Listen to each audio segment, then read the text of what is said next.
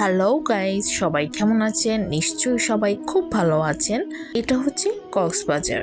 তো আমার ছেলের প্রথম কক্সবাজার ভ্রমণ আর তার দিদারও প্রথম কক্সবাজার ভ্রমণ ছিল। আমার মা বিবাহবার্ষিকীর ৩৫ বছরেও সমুদ্র দেখেনি। তো সমুদ্র দেখাতে আমি নিয়ে গেলাম কক্সবাজারের সমুদ্র দেখে আমার মা কমেন্ট করে বলছিল, এটা তো আমাদের গ্রামের নদী দেখার মতো। আচ্ছা, কক্সবাজার আর গ্রামের নদী কি কখনো একরকম হতে পারে? তো আমার বাসায় যেহেতু এসেছিল, তাই আমার মেন উদ্দেশ্য ছিল আমার মা আর বোনকে কক্সবাজার ভ্রমণ করানো।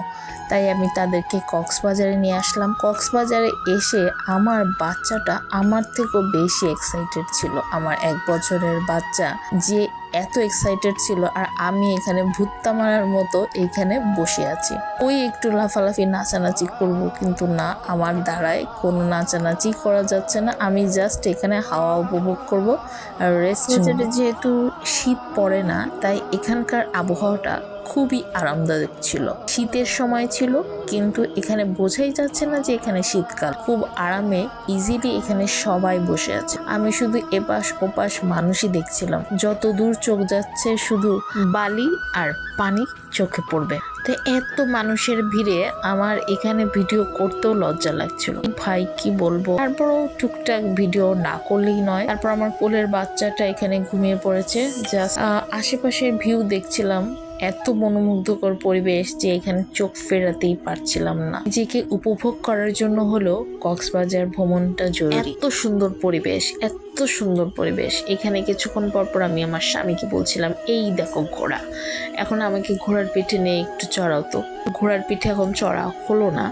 তারপর চলে আসলাম সমুদ্রের কাছে এসে তখনকার যে ভাইরাল যে গানটা, ওইটাই শুধু মনের মধ্যে বাজছিল। জনমিয়া দেখি নাহি হেন রূপ, চাঁদের মুখর যেন চাঁদের স্বরূপ, পরশিয়া মোর যেন চিতজন থর থর, মধুকপি হেরি যথা অবশ্য মধুপ, পরশিয়া মোর যেন চিতজন থর থর, মধুকপি হেরি যথা অবশ্য মধু। কক্সবাজার এসে কার মনে কোন গানটা বাজে সেটা অবশ্যই কমেন্ট করে জানাবেন। দেন প্রতিদেবকে বলছিলাম, আমাকে কক্সবাজার নিয়ে এসেছো, এখানে আমাকে একটা ঘুড়ি কিনে দাও তো, এই ঘুড়িটার সাথে আমি কিছুক্ষণ একটু দৌড়াদৌড়ি করি।